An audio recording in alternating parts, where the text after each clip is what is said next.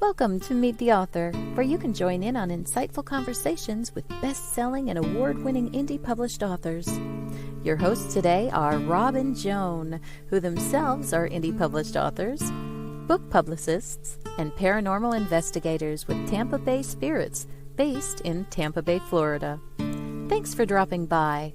And now, on with the show. Hi, I'm Rob. And I'm Joan.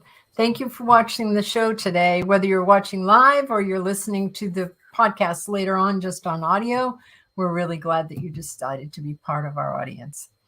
Tonight's show is pre-recorded. It's a brand new episode. We're traveling, so we have a return guest with us. But before we introduce her, tell you a little bit about what's coming up here. This coming Saturday, October 14th, will be Episode Rewind, and it's the rebroadcast of our 100th episode celebration. Oh. We had 6 authors, I believe: Joe Conjal, Marjorie Deering, Jamil Effin, Tori Gates, Genaro Torres Celis, and Douglas Gardam. They were all our guests, and we had a good time. We did have a good time. A little longer show than usual. Yes, but they were all so interesting. Yeah. Now, next Wednesday, October 18th, we have a little different kind of a show because the authors are comedy writers, basically. There's a husband and wife duo, Jeffrey Kipple and Mindy Blackstein. Their husband and wife, authors of the Ridiculous series. That may tell you something. So it sounds like it could be fun. So make sure you tune in next Wednesday, right here, same time, same place, 7 o'clock Eastern time. After this show, make sure you tune in to Voice of Indie podcast. It's on Blog Talk Radio. The instructions will be at the end of our show. There'll be a little tutorial on how to get over to that. They tell you exactly how to get there. And then every Wednesday afternoon, you want to also, if you really like to read and you like to hear about authors, Book World: The Great Escape with C.J. Peterson and Mike Clifton. And what you do is you go to YouTube and follow at C.J. Peterson. And that'll give you notifications on when that show is going to be on. Generally 1 o'clock Central Time, U.S. Speaking of YouTube, you can find us on Meet the Author Podcast YouTube, and you can actually watch this show. And when we do a live show, this is a live show, but it's pre-recorded. But when it's a live, not pre-recorded, you can comment and you can ask questions and have really a fun time. So subscribe and share to Meet the Author Podcast. Yeah, at Meet the Author Podcast, and that'll take you to Indie Book Source page. So, which is us. All of our episodes are there. You can watch them and laugh and have a good time. Yes. And you can watch them. You can watch. Yes, sometimes we cry. You can watch them live, though, from that channel. Right. And we broadcast it live on there. Yes. One of the many channels it's broadcast live on. So not too long ago, we had author Shelley HANSON on. And she writes under the name Michelle Hanson, but she's been known as Shelley Hanson her whole life. Right. And we found it to be fascinating, and she's got a whole lot more she'd like to tell us about. So why don't we bring her in? And plus, people asked a lot of questions that she'd like to Yeah. address that we just didn't have time. Right, because right. it's such a big It's a huge scope. subject and Yes. Something most people don't know much about. So Yeah, including us. including us. So why don't we welcome Michelle to our stage? Hi, Shelley. Hi. Welcome Thank back. you so much for this opportunity to join everyone again. Oh, you're more than welcome. I'm sorry that we can't do it as a live broadcast because I know we had a lot of audience participation. People had questions and Yes. they Yes. had more questions, I think. So I can address some of those today. that's a good idea. I should mention ahead of time, I will be showing pictures. I will be showing shells. So anyone who's just listening and can't see what we're doing, please email me. I'd be happy to send any pictures. Just let me know what you want to see, and I'd be more than happy to send them.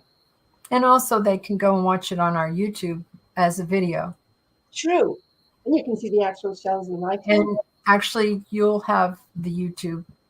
Also, you'll have the video, which you can show on your website or wherever you're gonna embed it. So there are lots of places where people can see this video.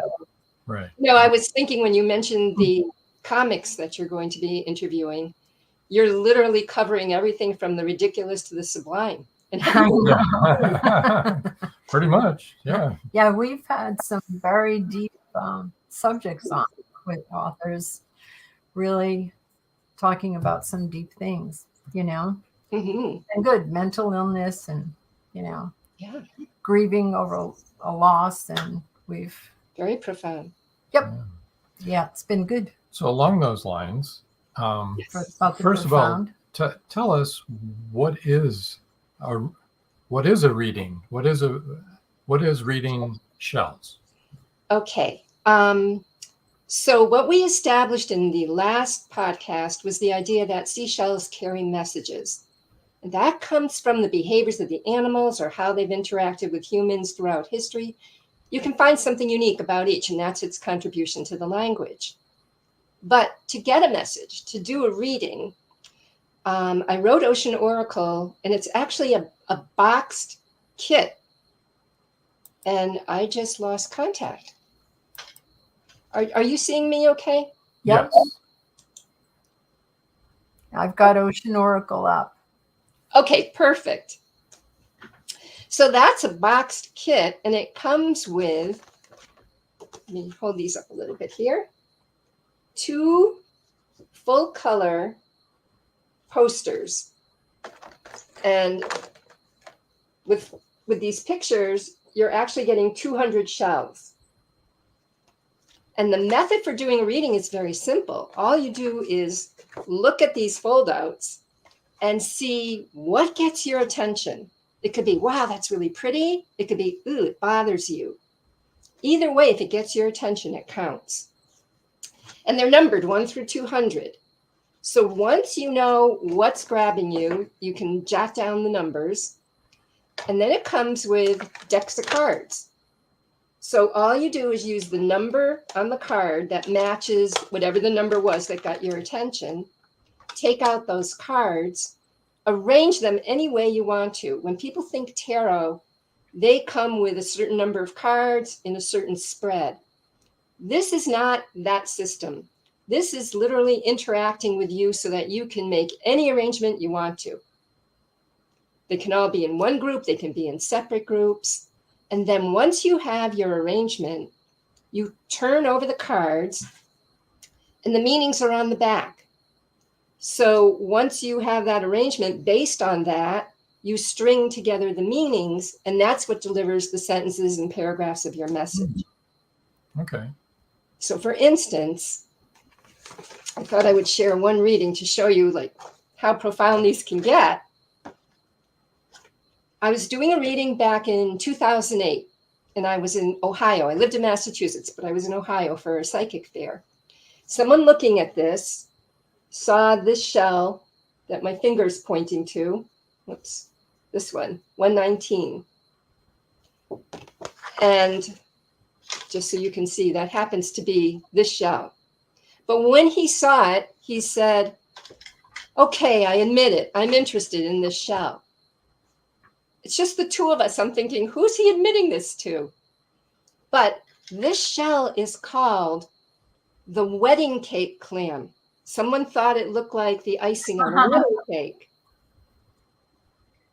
Then he looked at the shells again, and with that, he saw this shell, which is called the crown conch, which happens to be, all the shells are my own shells. I just took pictures of them. So this is the crown conch. And rightly named, you can see it kind of looks like a crown with the peaks there. And he also saw this shell, which is called a slipper shell. Make sure it's high enough. And that's this shell. Someone thought it looked like a slipper you could slide your foot into. Sometimes they're called boat shells. So he's got the shell about wedding, but then he has the shell about the crown conch, which has to do with courtroom, lawyers, legal situations. And the slipper shell, now the slipper shell, we didn't get into this when we were talking about reproduction, but they live in colonies on top of each other. The smallest on top is male and the largest on the bottom is female. She's releasing a steady supply of hormone. She's the oldest. When she dies, the hormone level changes and the next male in line becomes female. So during their life cycle, they're all going to start off as male and end up as female. They get to experience life as both genders. And slipper shell's message is, if you were to say to a male, you can't be a stay-at-home dad, that's a woman's job, the slipper would say, well, wait, I'm going to be a woman. And if you said, you can't be an astronaut or a doctor, that's for men, slipper shell would say, well, I used to be a man. So all those arguments go out the window. And that's what it's about. It's about pushing back against society's dictates, stereotypes. So when you look at what he had, okay, I'm interested in that. It's the wedding. Legal situation revolving, pushing back against society's dictates. This was in 2008. We were in Ohio. California had just passed a law allowing gay marriage. So when he was saying, all right, I admit I'm interested in that, this was his subconscious that he had pushed down, finally having it on his radar that it could be possible that legally he would be able to marry a same-sex partner. So that's what the shells were trying to bring to his awareness. And that's how they work. They empower us by bringing our own thoughts and feelings that are at a subconscious level that may be limiting us in some way or no longer serving us, to give us that option that if we change a belief once it's in our awareness, we can reshape what we create for ourselves. So it's not predicting the future. I want to make that clear. It's understanding who you are right now. Can I ask you a question? Absolutely. When you told him about the shells, right? Mm-hmm. Did he see that for himself, or did he need your help interpreting that? I'm just curious. When he realized, he said, all right, I admit I'm interested in this. And he didn't know what it meant or what it was. Yeah. When I started talking about what it was, you could see the light bulb. Yeah. Okay. He understood what it was saying because he was ready. Right. And so you also touched upon something you said about who you are right now. Mm-hmm. So if I looked at certain shells today, mm-hmm. and I would pick out certain things, right? And hey, listen, I'm old enough to know how much I've changed. I don't think like I used to think. Okay. Okay. I've learned a few things. And so then if I were to look at it again in a few years and life has, molded me and changed me, I would then be attracted to different shells, perhaps. Absolutely. Oh, I'm sure of it. So if someone has this set, right, mm-hmm. they can occasionally go through it and kind of check where they're at. Do you know what I mean? Journal where they are then and then see where they are in the future and compare. Absolutely. What will happen is it looks like a lot, 200 shells. Right. You're only going to see what you need to. The rest just kind of fade into the background and you don't notice them. Yeah, you don't care. Right, because they're not supposed to be getting your attention. Right. The message is coming from your higher self that wants to bring something to your awareness for your own highest good. And then it's up to you what you do with it. Right.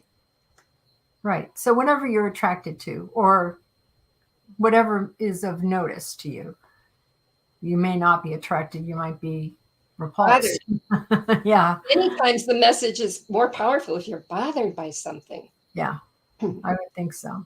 Or it could remind you of something. Yeah. If it makes you uncomfortable, or if it makes you sad, or, whatever. Yeah, I can see that. And the other piece in the box kit is this book.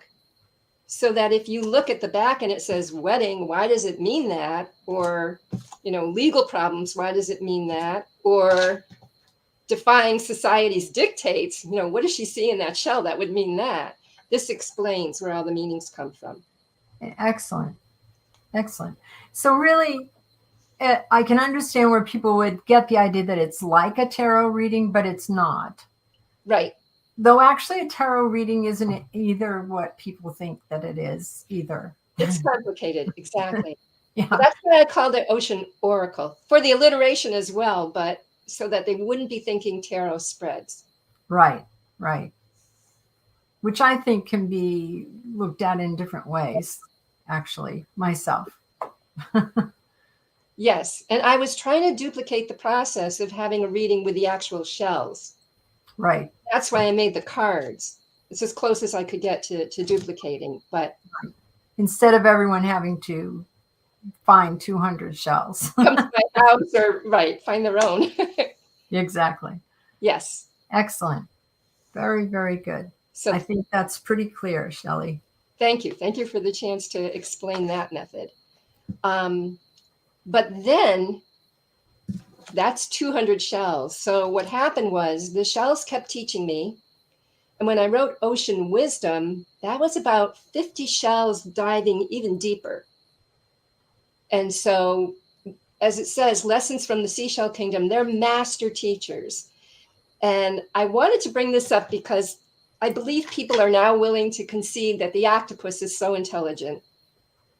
We've got My Octopus Teacher for Netflix. We've got Remarkably Bright Creatures as a book you can read about the intelligence of the octopus, Marcellus. So what I want to do is just point out that the octopus is a relative of the other mollusks, the snails and the clams, and that snails also have intelligence. So I want to show a few examples to prove that point. There's something called a carrier shell. So let me show you 2 carrier shells. Okay. So these are carrier shells. If you look underneath, you can see the relationship. But this one adds stones to its surface. This one adds shells to its surface. And there's a purpose for that. It used to be thought that this was for camouflage. But the reason I didn't think that was true is because there's one other carrier shell that I have. It's called the sunburst carrier. It hasn't added anything to its surface. So it's not camouflage. But these animals live on mud. And what this is doing is spreading out their center of gravity, sort of like a snowshoe effect, so they won't sink in the mud. So this one adds rocks. It's called the geologist for obvious reasons. And this one, you have to ignore the glass sponge. This one adds shells or whatever is in its environment. But what I want you to see, if you can, is the shells are all facing with the opening facing up. If these were randomly being added, some of these should be facing down because they're on mud. And if some of these were facing without the opening up, that would be catching in the mud. This animal is thinking about what it's doing. So if it needed to add another shell, if its body grows, it would have calcium that it's absorbed from the water, and then it extrudes the liquefied calcium, takes a shell with the opening facing up and holds it in position with its foot and its proboscis for hours until it's solidified. But what was really funny is one day I saw a picture of one of these carrier shells. They're called pallid carriers. And it's using what's in its environment. It used a bottle cap that it found in the ocean and attached it, but with the bottle cap facing up. So it, again, is thinking about how it's going to position these shells. Can you bring her up solo again? Would you show the other carrier shell again? Sure. So this is the geologist. And what I was saying is you can see the relationship if I turn them under, because that's the shell. Yes. These are the additions. And then, just so you can see, this has the same undercarriage, Yes. same shell, but it grows its shell spreading out its center of gravity. In fact, meaning for the sunburst carrier, I read in a book, the way they phrased it was, at no time during its life does it form attachments, meaning other animals, other rocks. So this is the loner shell. If someone's drawn to this, then at some subconscious level, they're feeling, I'm better off alone. Yeah. And then the other shells in the reading will explain details as to why. So that's one proof of their intelligence. I also want to show you the magic of mucus is what I call it. But people may have seen this scene before, the slime behind a snail. That mucus is lubricating its path because it's not crawling on its belly, it's crawling on its foot. The stomach is up inside the shell here, but it's lubricating the path. But that material has been used so many different ways by mollusks. One of them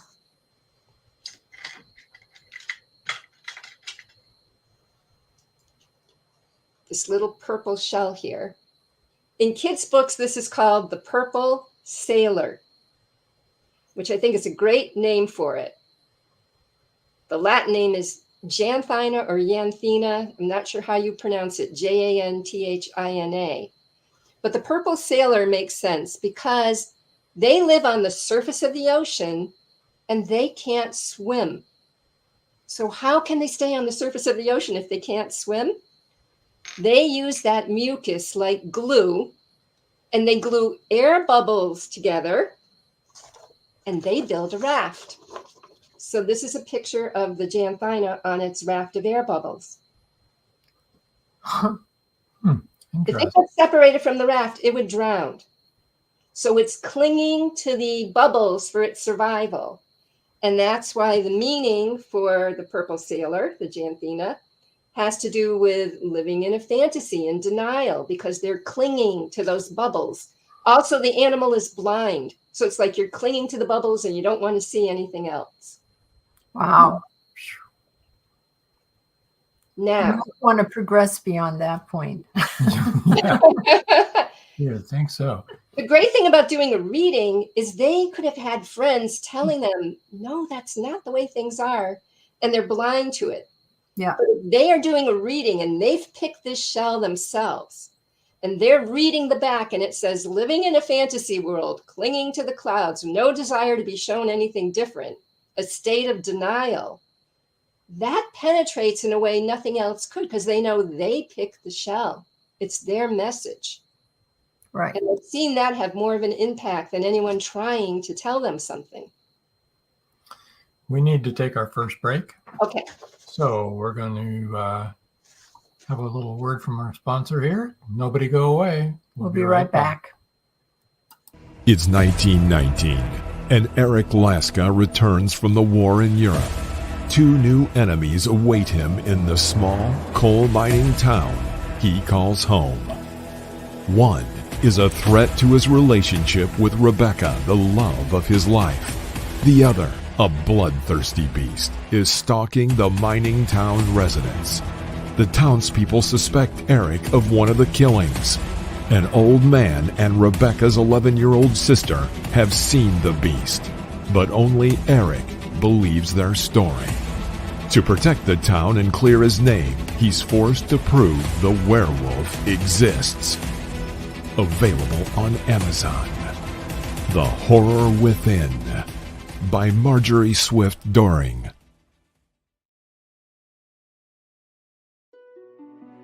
Paradise, my prison.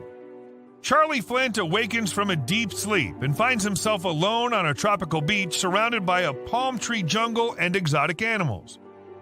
He cannot remember who he is or anything about his life.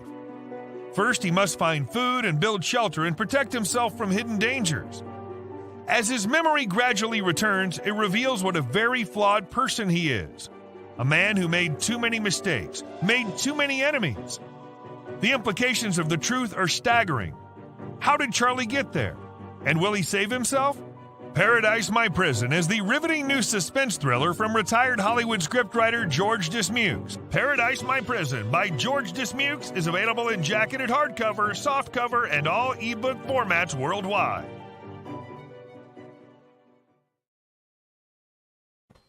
We're back. Hello. Hello. During this little break and segue here, why don't we tell people where they can reach you? And your website is oceanoracle.com, and that's OCEANORACLE. And I'm assuming all of the other places where they can reach you are found on your website. Is that a good assumption Yes, or no? that's Okay. a very good assumption. Yes. All right. So then you can be found on YouTube at Ocean Oracle 7611. And we all know none of us get to pick the numbers. They're assigned to us randomly. Facebook is Ocean Oracle MH. And of course, the MH stands for Michelle HANSON. Instagram is author Michelle HANSON, and that's MICHELLEHANSON. And last, but definitely not least, because this is how you can get in touch with her, is email michelle@oceanoracle.com. So, Thank you. yeah, please look her up, get in touch with her, ask her questions. She's happy to instruct people. She has. Happy. Yes, I know. I try my best to avoid shell shock because it ends up with information overload, I realize. But if you do have questions, please don't hesitate. If you have shell shock, go ahead and ask Shelley. Your books, they come in a kit, but if somebody wants the ebook, Yes. how is that going to be not work? Does that translate well? I guess I'm trying to say. Honestly, I didn't think people would want an ebook of Ocean Oracle. That's the one that's the kit with the cards. Mhm. Because you're not able to use the cards to their full capacity, but they're all there in the ebook. You can see the fold out, so you can still pick your shells, and you can see the cards with the backs of the cards, so you can see what they do mean, but you can also refer to the book to see what they mean. But as I said, you can arrange them any way you want to, and some people are artistic and can picture arrangements, but sometimes it is just literally the shells show up in the sequence they need to for your message, because they also are aware. It's your higher self. Your higher self knows what your abilities are. So if it is trying to deliver a message, it's going to make it as easy as possible for you. And you could just be looking linearly at the shells as they pop out, and that's the sequence that you need them to be in. Okay. So the ebook does work. Ebook works. Okay, that's Yes. the bottom line. That was my concern. I appreciate your asking that. but they'll probably have more fun with the kit I think so. because it's hands-on. Yeah. Yes. Well, some of us are very tactile and we like hands-on things. So, yeah, I can see And that. Ocean Wisdom, the same question. Ocean Wisdom, the hardcover book, comes with a guided meditation, but the ebook has that same, because it's just an audio Right. meditation. So it has a link where you can still get the same sound effects and everything for the meditation, so you don't miss out on anything with the ebook. Okay, great. That's awesome. And we all need some meditation. Right? Yes. Yeah, with your seashell partners. The very best of both worlds, meditation and spiritual partners. Let me ask you a question. Sure. How intelligent are snails? Okay, so we were starting to talk about mucus and how they use mucus. Mm-hmm. Wait till I tell you about this one. This is called a harp shell. You can kind Hold of on, we're going to put you up solo so people can see it really well. There you go. So this is a harp. It's called the ventral harp. This has the most amazing use of mucus. Well, not the most of all, because everyone's got their own special way of using it. But the harp, I want to show you what the animal looks like. So let me hold the shell here, sort of in the position of... Yep. Everything's backwards. That's okay. Okay, so the point of the harp on this end, over here, is over here. Yep. Okay. No, over here. Sorry. Okay. So the animal is over here. You can see the proboscis sticking up and the two eyes. Mm-hmm. But this whole thing underneath, this whole thing is its foot. It's huge. A crab is looking at all that meat and it's coming after the harp thinking, dinner for weeks, look at all that food. The harp has the ability to detach a little bit of its foot. It's not a huge sacrifice, it'll regenerate, but it does that like a salamander can drop its tail. And then that crab has a morsel to preoccupy the crab. The harp could get away. Instead, what these harps can do is while the crab is munching on that little bit of foot, the crab uses mucus, mixes it with sand, coats the crab, and the crab's oblivious because it's content with that little bit of foot, till all of a sudden the crab can't move with all that sticky, sandy mucus stuff. And then the harp eats the crab. It completely turns the tables. So the heart mixes mucus with sand and puts it on the crab. Correct. All right. Wow. But first, it had to preoccupy the crab. So it gave up part of its foot. Right. So it's like a little sacrifice for a future reward. And then it eats. It's amazing, but that's what they can do. That's brilliant. What does that say about you if you're attracted to that shell? That, depending on the other details, it'll give you what the sacrifice needs to be. Uh-huh. But it's telling you, like, if you would make this little sacrifice, you could have a huge reward. There you go. Down the road. Yeah.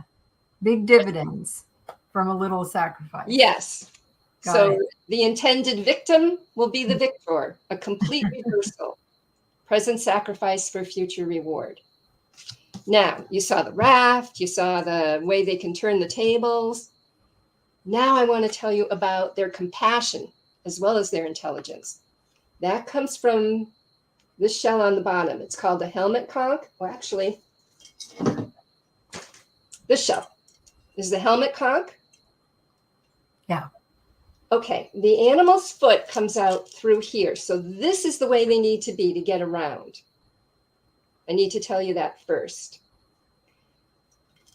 So the helmet conch was called that, I think, because people thought they looked like the helmets worn by ancient warriors. By the conquistadors.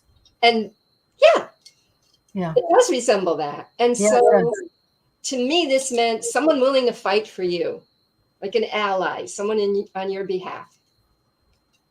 And that was its message. Years later, I get this book by a biologist who is swimming under the water doing his recordings and observations. And he sees 3 helmet conchs. Whoops, I need this one more time.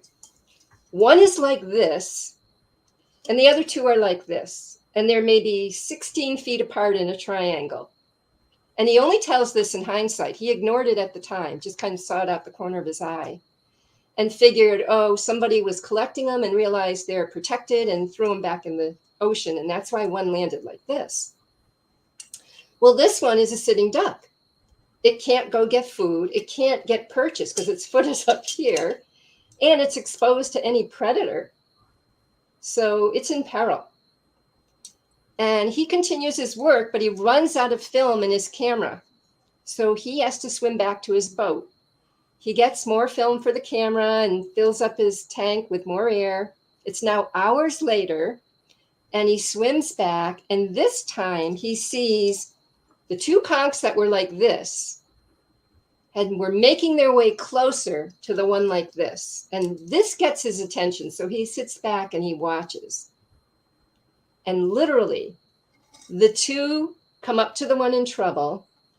Like little bulldozers, they dig the sand out around the bottom, come around behind, climb up, turn him over, and rescue him.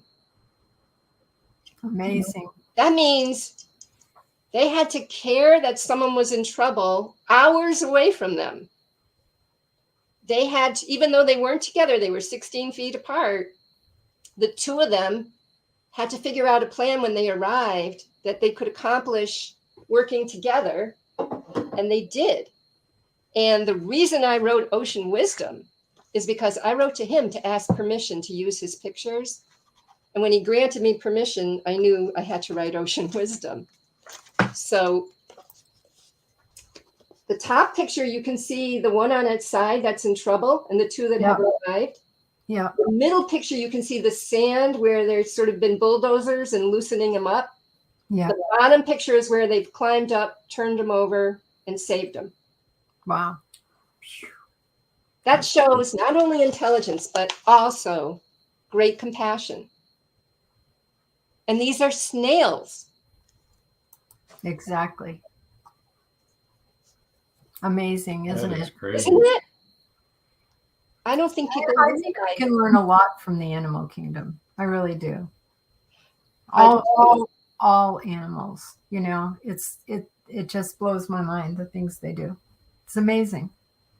It is. And if we will allow that, they're mirroring who we are. We have the same light bodies. And I believe we come down to earth. Someone zips on a dog suit. Someone zips on a snail suit. Someone zips on a human suit. But inside, we're all these light bodies. And the animals are like holding up mirrors saying, remember who you are. This unconditional love, you possess this too. But we get rid of our default programming. We make choices and we get away from that. But we are love. It's just we make other choices down the road, and they kind of stick to that programming and show us what's possible. I wonder how they, I mean, I'm sure those two conchs were not best friends and chatted about it. It's amazing that they could work together to help the third one, don't you think? Oh, absolutely. To come up with a plan, to care enough, they're really far away. Right. Go together and come up with a plan. But first of all, they had to care. Yep. Yep. Maybe they have Bluetooth. No. And they're smarter than I am. I can't figure out how to work my Bluetooth.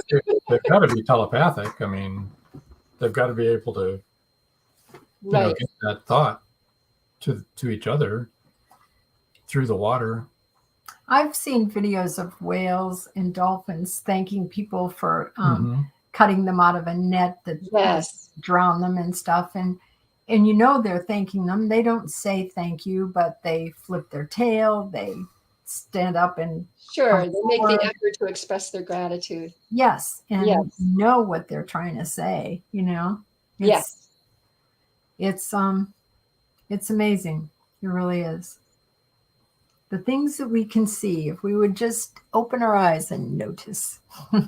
So with that said, now that we realize how intelligent they are, the lessons, just to give you an idea of the topics that they address, now you'll have to realize a snail can teach us about these things, but there's survival, conquering victimization, compassion, feeling flawed, feeling special, faith, hero's journey, surrender, love lessons.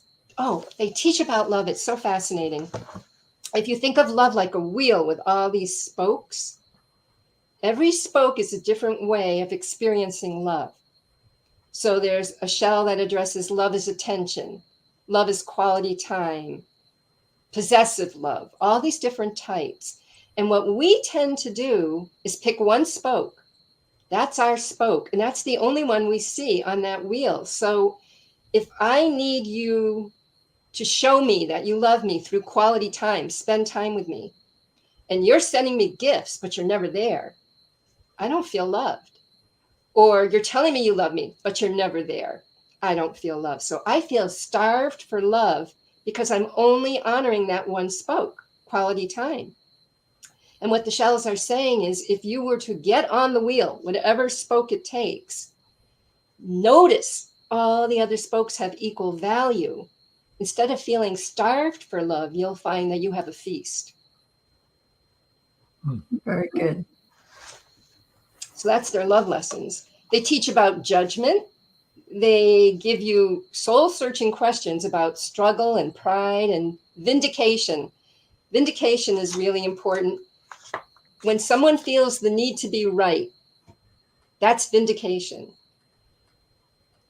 Looking at what you believe, that's where the subconscious really comes in, because if you can find out what you believe at a hidden level, and you need to be right about that. If someone thinks no one's honest, they're only going to experience dishonesty because it keeps saying, see, told you no one's honest. And they don't realize that that's in their subconscious. But when they get vindicated, it feels good. It's like love. It feels, oh my gosh, my self-esteem increases because I'm right. But at the same time, notice you could be miserable. No one's honest. How are you going to be happy? With some people, it's more important to be right than to be happy. Yep. The shells are teaching.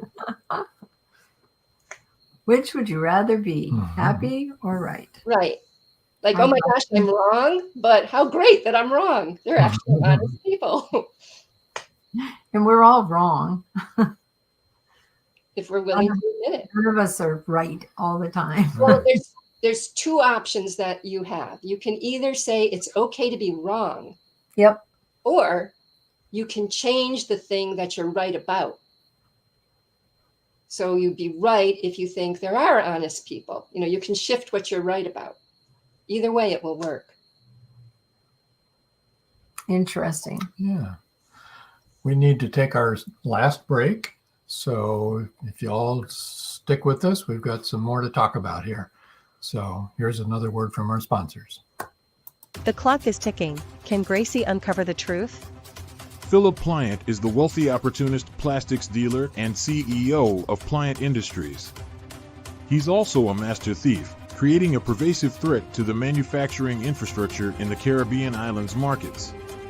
With the cartel as his stealth client, the naive city leaders have been seduced, enabling the production of more than three-dimensional building materials. The expected profits are monstrous. Is the art group, now led by Gracie and the family heirs, strong enough to win against this predator? Can JJ's cats act on the root cause analysis in time? Will Gracie be able to squash Pliant and the cartels? Gracie never considered their lives would hang in the balance. The clock is ticking. 5, 4, 3.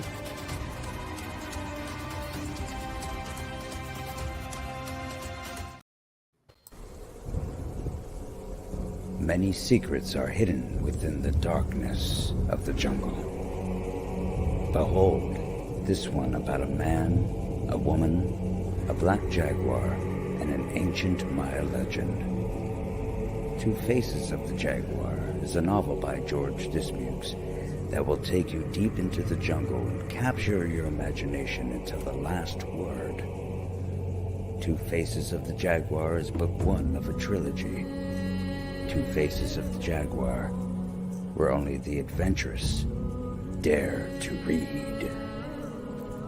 Two Faces of the Jaguar, The Lost City, and The Jaguar's Quest are available on Amazon.com, Barnes & Noble, and many other bookseller websites. Two Faces of the Jaguar, the book people are talking about. Get your copy today.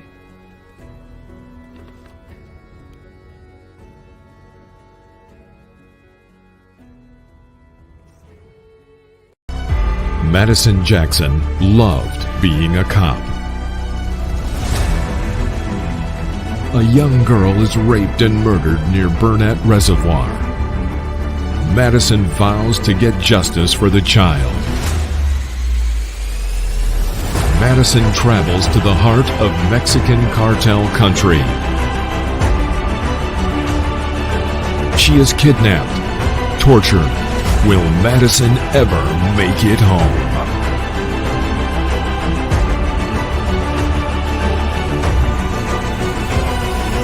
Justice by Kelly Marshall, only at Amazon.com. And we're back. We are. Hello again. Hello. Now we're in our last few minutes of the show. Is there anything else that you wanted to speak about that you wanted everyone to know? I wanted to ask something. All right. You had shown us before the show about the mimic octopus. Yes. And I was wondering if you would tell us about the mimic octopus. Sure. Let me get that picture again.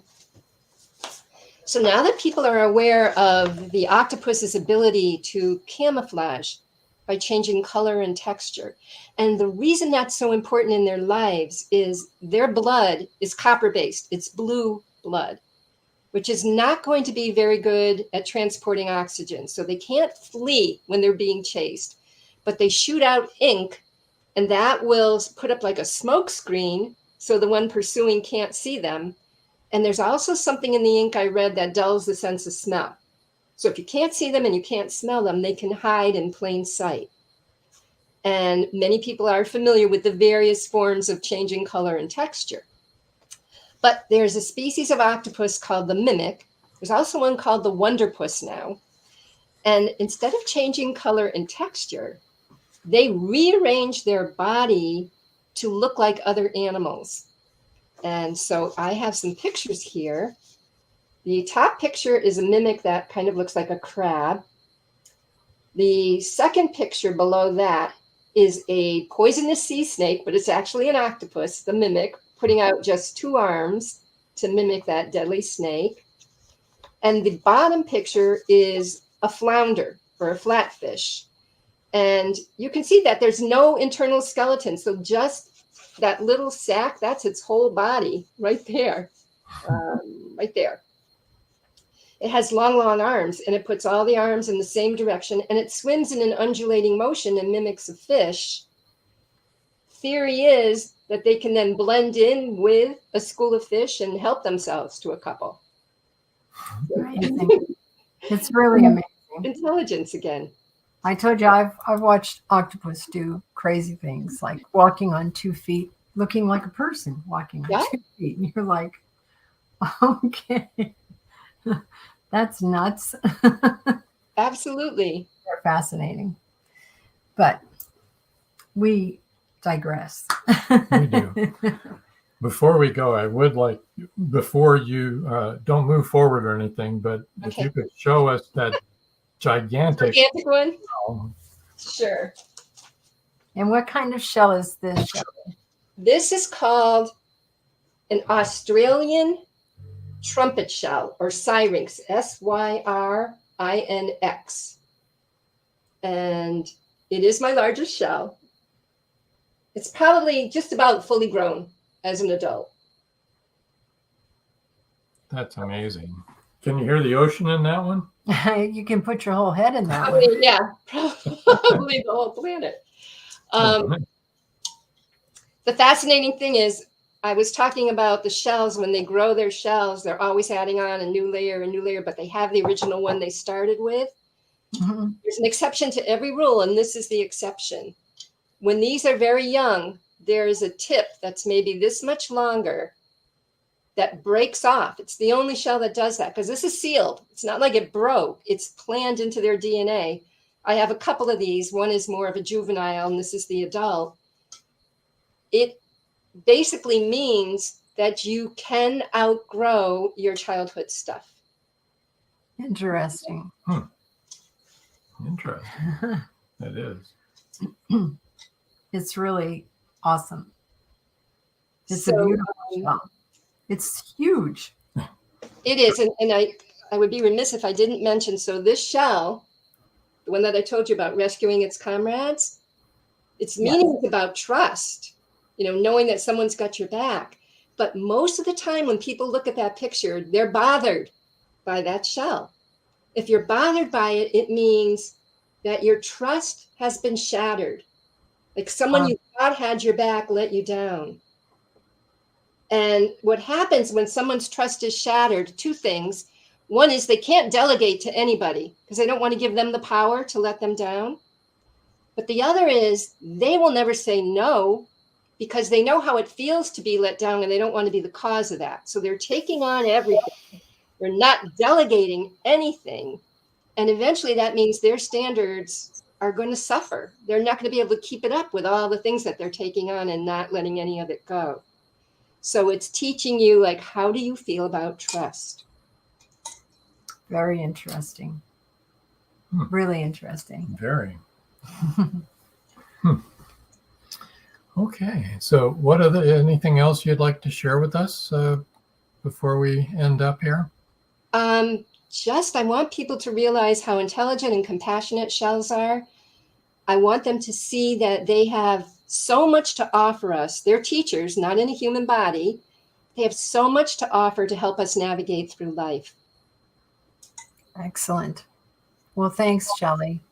Thank you. Thank you for letting me amend last time so that I could add on information, because there's still a lot I would like to share, but at least I feel better about people understanding them better. Good. Right. Well, we're going to put you over to the side just for a minute. Move you over there. Yeah. Thank you once again. And want to remind everybody this Saturday, the 14th of October, is a replay of the 100th episode celebration. Lots of authors and lots of fun we had with that one. And then next Wednesday is the Ridiculous series we're going to talk about with authors Jeffrey Kipple and Mindy Blackstein. And they're a husband and wife duo that wrote that one. So it should be a very interesting evening. And let's see, that's the same time next week, 7 o'clock, Wednesday, Eastern time. And do you have anything you would like to add? Nope, I think we're good. All righty then. So I guess until next time. That's all, folks. Bye.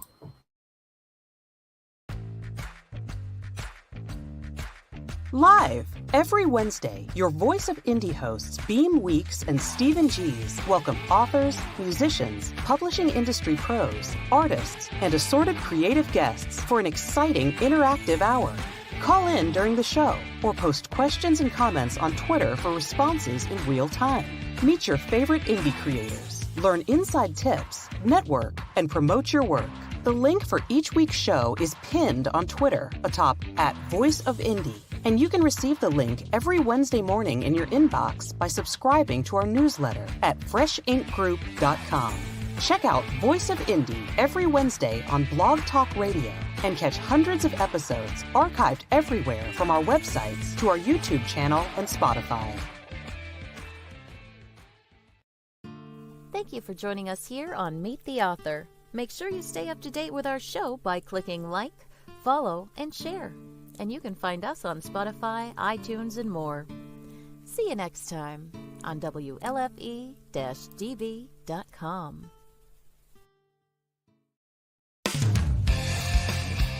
You've been listening to WLFE-DB.com, where our shows are your shows.